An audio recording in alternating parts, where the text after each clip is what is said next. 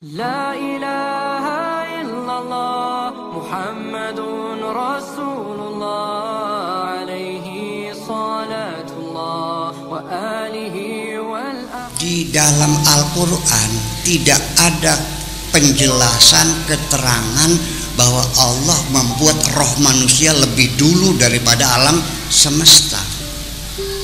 Nah, kalau dalam agama lain ada, agama Buddha, agama Hindu, jadi bahwa 8.000 tahun sebelum Masehi di India itu orang sudah meyakini adanya alam arwah. Nggak tahu berapa triliun lah pokoknya. Kita ini sebelum lahir dulunya ada di alam arwah, nggak tahu di mana adanya, jumlahnya nggak tahu berapa ratus miliar, berapa triliun kita nggak tahu, tapi itu jumlahnya tetap. Nah, nanti jumlah yang tetap itu ini disebut dengan dalam bahasa Buddhanya namanya, punten saya bukan lagi menyalahkan, enggak, ini lagi membandingkan aja, namanya samsara. Dalam agama Buddha namanya samsara. Nah, itu nanti diturunkan satu persatu, lahir. Nah, nanti kalau sudah mati balik lagi ke alam rohani lagi. Itu namanya reinkarnasi. Oke. Nah, dalam proses reinkarnasi itu nanti berlaku lagi istilahnya hukum karma. Kalau waktu lahir pertama dia berbuat jahat, jadi maling, jadi pencuri copet, dia mati, reinkarnasi balik lagi menjadi makhluk yang lebih rendah. Tadinya anaknya orang kaya, lahir lagi anaknya orang miskin. Sudah itu jahat lagi, mati, kembali ke alam arwah, turun lagi sampai kepada bentuk binatang nantinya. Itu namanya reinkarnasi. Jadi ada orang yang kembali lagi. Nah, ini mungkin umat Islam karena mungkin sebelum Islam masuk Indonesia kita dulu berkian semacam itu dengan tidak menyalahkan, punten ini mah.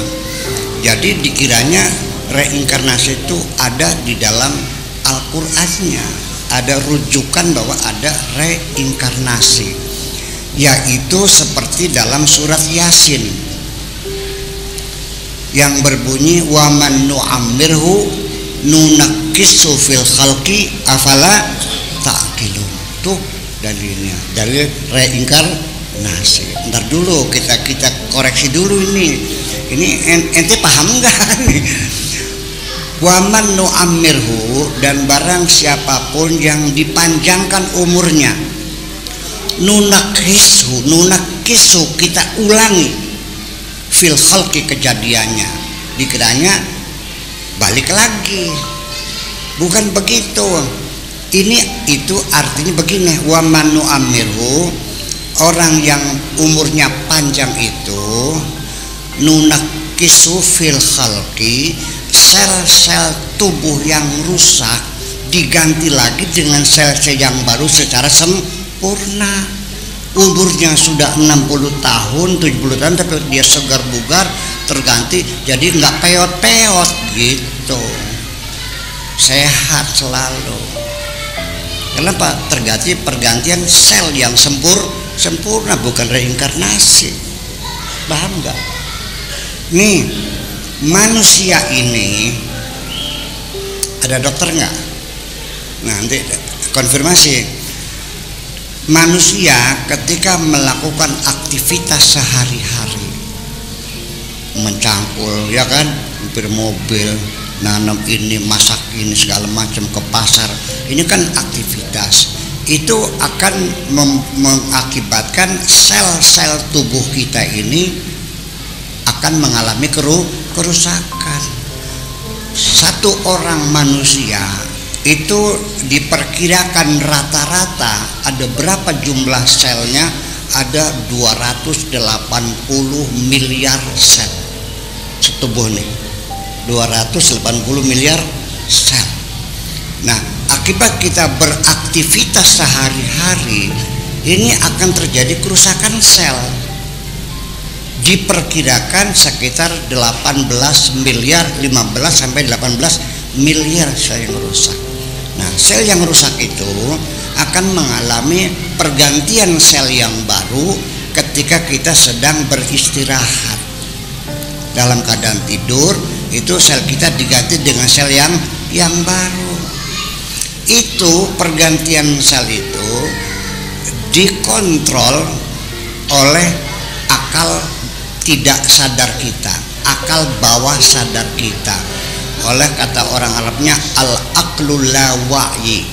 Akal tidak sadar ini mengontrol tugas yang lebih luas daripada akal sadar.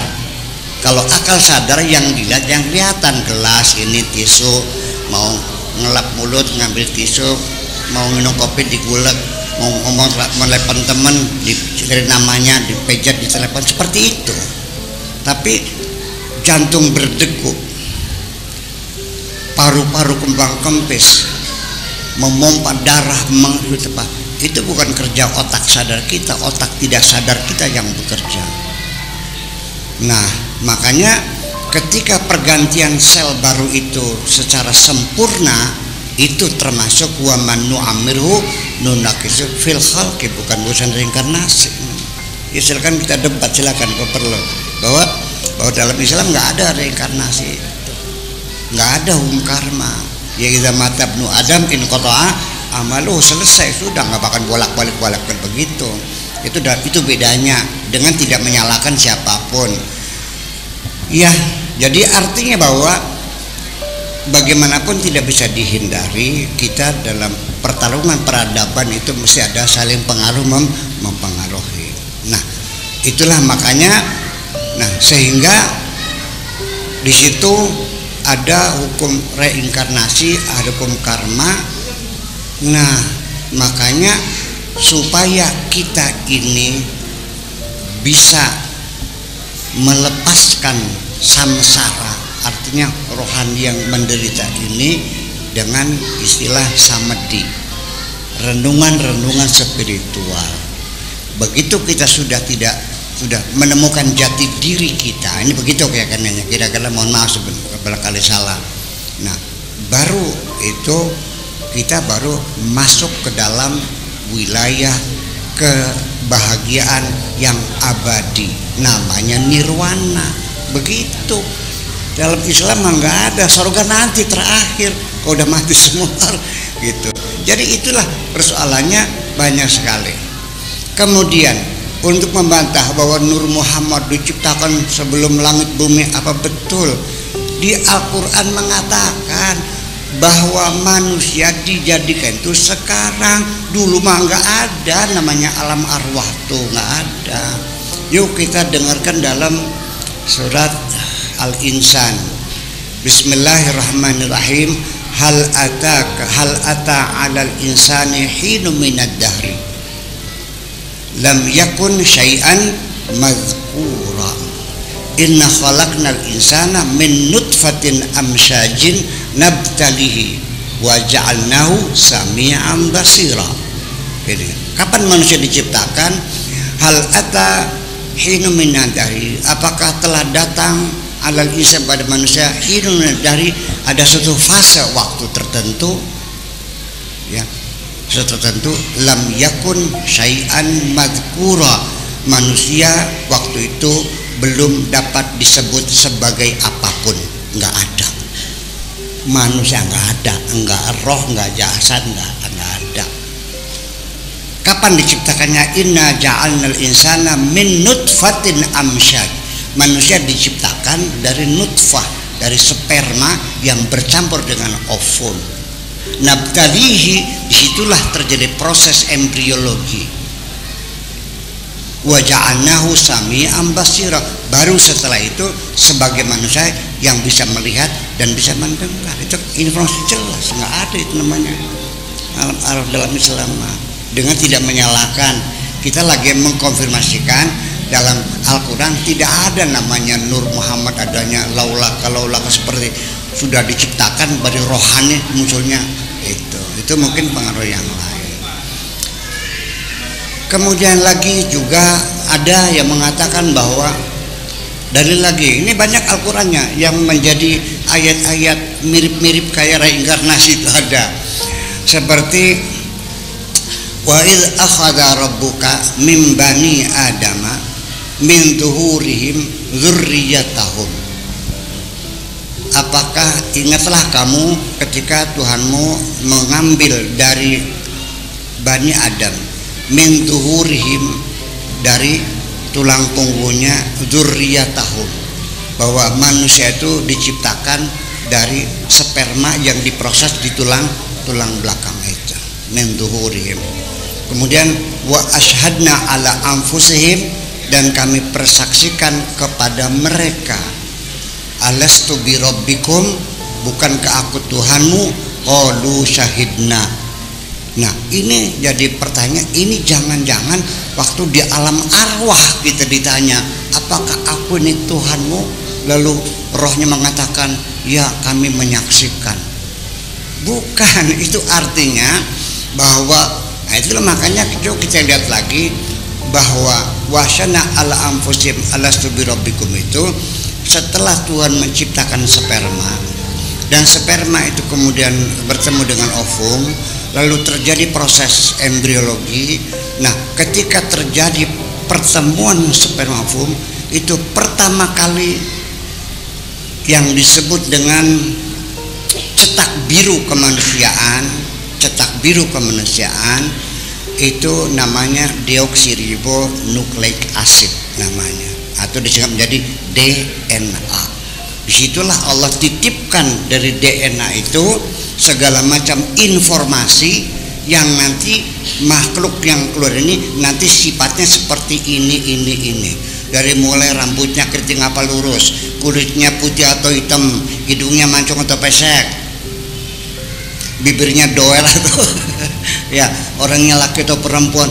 Itu dalam satu deoksiribonukleik acid yang tidak kelihatan mata kecuali dengan mikroskop, itu baru kelihatan DNA itu. Di situ menyimpan informasi tentang masa depan anak manusia yang bakal lahir. Informasi itu dari mulai warna kulit, warna mata, warna ini tulangnya, jenis darahnya, bakatnya, kebiasaannya, sampai segala macam itu kalau ditulis di kertas folio itu mungkin 50 juta lembar folio, dan tidak pernah meleset sedikit pun itu. Itu maknanya wa ashhadna ala anfusihim alastu bi rabbikum qalu syahidna. Itu seperti itu. Jadi artinya tidak semudah itu kita menafsirkan ditarik sana tarik sini. Begitulah kira-kira, dan untuk ke depan, dan kita nggak usah menyalahkan. Jadi kalau kita sekarang melakukan kritik historis terhadap sejarah, itu bukan berarti menyalahkan orang zaman dahulu, tapi kita lagi menyempurnakan karya-karya orang zaman dahulu, karena ilmu pengetahuan itu selalu mengalami revisi setiap generasi menuju pada kesempurnaan. Betul nggak? Jangan tersinggung loh. Bapak bikin mobil nggak ada wipernya, saya sempurnakan, saya kasih wiper, seneng nggak?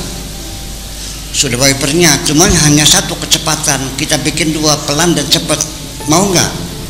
Bikin 3 tahap, pelan, sedang, cepat, mau nggak? Kita tambah lagi sensor sehingga kalau hujannya besar dia cepat, hujannya kecil dia pelan, kalau lampunya merah dia mandek, mau nggak? Jadi namanya ilmu pengetahuan itu selalu disempurnakan oleh generasi berikutnya. Jangan pernah mengatakan karya orang zaman dahulu sudah sempurna dan final, tetap kita koreksi. Apalagi itu sifatnya ilmu sosial, agama dan sebagainya. Fisika partikel pun yang disebut ilmu pasti, ternyata ketika diuji ulang terdapat kekurangan, kekeliruan yang perlu direvisi. Percaya enggak? Nah itulah makanya jadi kita mesti jelas sekali bahwa ke depan umat Islam, cobalah daripada kita terjebak kepada ritual-ritual saja, cobalah kita titip sama anak-anak kita, suruh ngaji dong, suruh belajar. Betul nggak? Pesantren kan sana di Jombang, di Kediri, terserah ada di mana, supaya anak-anak kita nanti masa depan kita nanti kalau nanti ilmu pengetahuan membuktikan keliru kan bisa pada murtad anak-anak kita, betul enggak? Kita buktikan sekarang yuk, yang kira-kira ini coba kita perbaiki semuanya, karena walau bagaimanapun juga namanya karya tulis tetap aja ada kekeliruan begitu. Saya kira ini waktunya sudah cukup lama saya bicara ini karena ada sesi tanya jawab. Tanya jawab itu artinya saya ingin belajar dari orang